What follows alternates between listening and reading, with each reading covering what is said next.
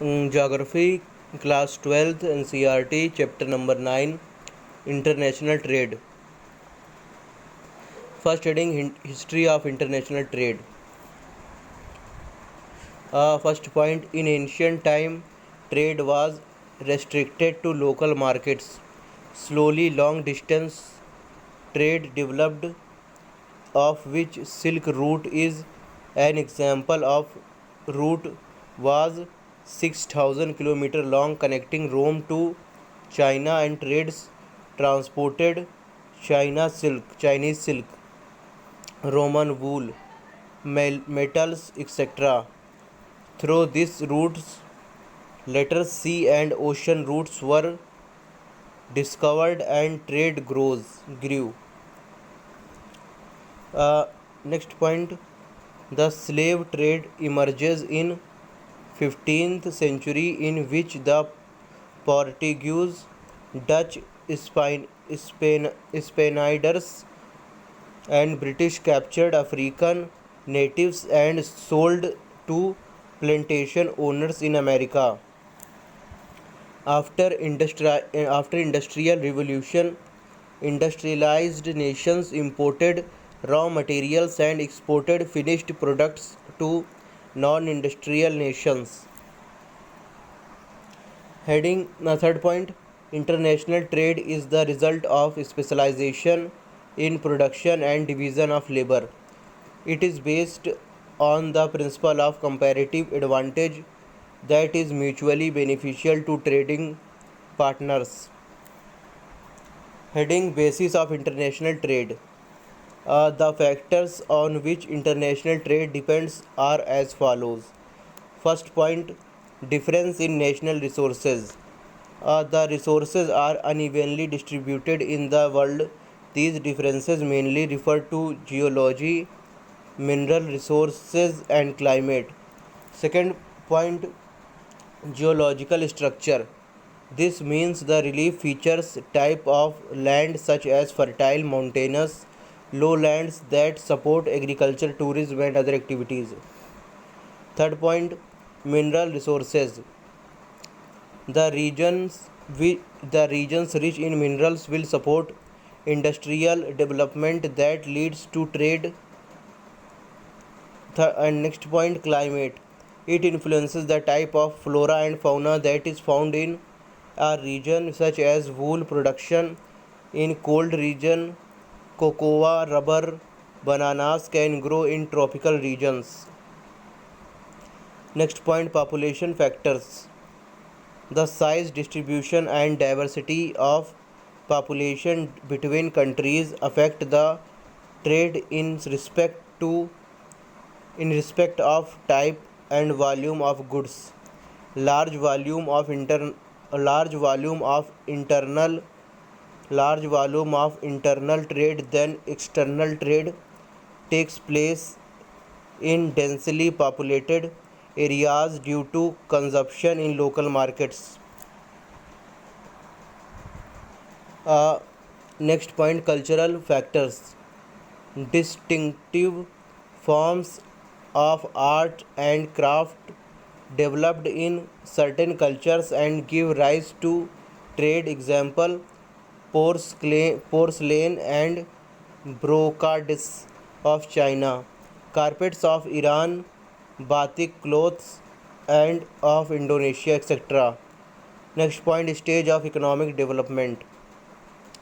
Industrialized nations export machinery, finished products, and import food grains and raw materials. The situation is opposite in agriculturally important countries. Next point, extent of foreign investment. Developing countries lack capital, so foreign investment can boost trade in developing countries by developing plantation agriculture. Next point, transport.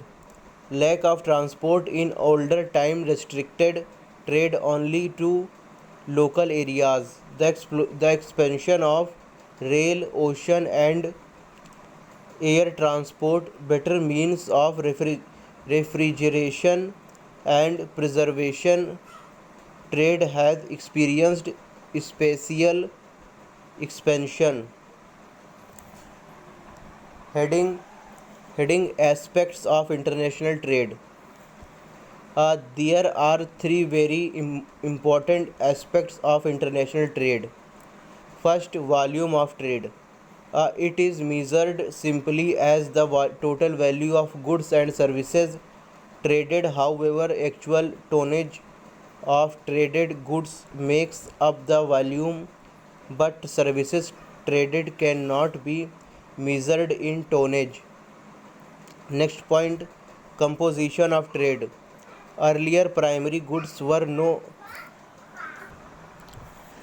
Earlier, primary goods were more in total traded goods. Then there was dominance of manufactured goods, and now there is dominance of service sector, which includes transportation and other commercial services. Next point, direction of trade. Earlier, valuable goods and artifacts were exported to European countries by the developing countries. Later in the 19th century, manufactured goods from European countries were exchanged exchanged with foodstuff and with raw material from their colonies. Heading types of international trade. There are two types of international trade. First, bilateral trade. It is between two countries when they enter into an agreement to trade certain goods in which they are specialized. Second point, multilateral trade. It is conducted with many trading countries with at the same time at goods which the countries are specialized in. The country may also grant the status of most favored nation on some of trading partners. Heading balance of trade. First point, it refers to the volume of goods and services imported and exported by one country to other countries. Favorable balance of trade means the value of exports is more than its imports. Second point, unfavorable balance of trade means that imports are more than exports. Balance of payments affects a country's economy as negative balance means country's expenses are more than its income. Heading case for free trade. First point, free trade or trade liberation. Free trade or trade liberalization is the act of opening up of economics so that more trade takes place. This is done by bringing down trade barriers like tariffs, but trade liberalization causes competition and can cause dumping. Second point, dumping is the selling of a commodity in two countries at a price that differs for reasons not related to costs. Countries need to be cautious about dumped goods. Heading World Trade Organization WTO. First point, General Agreement for Tariffs and Trades in bracket GATT bracket close was formed in 1948 to make the world free from tariffs as well as non-tariffs barriers. Second point, on 1st January 1995, the GATT was transformed into the World Trade Organization to set up an institution for the promotion of free and fair trade amongst different countries of the world. Third point, the WTO sets the rules for the global trading system. The headquarters of WTO is located in Geneva, Switzerland, and 164 countries are its member. Next point, however, WTO has been criticized and opposed by those who are worried about the effects of free trade and economic globalization. They argued that free trade is not beneficial to the ordinary people as it is widening the gap between rich and poor. Next point, they also argued that issues of health, workers' rights, child labor, and environment are ignored. Heading regional trade blocs. These are developed as a response to the failure of global organizations. There are 120 regional trade blocs that generate 52% of the world's trade. Here is a chart which I considered, which I felt that I should see very thoroughly. I cannot ignore it at any chance, at any way.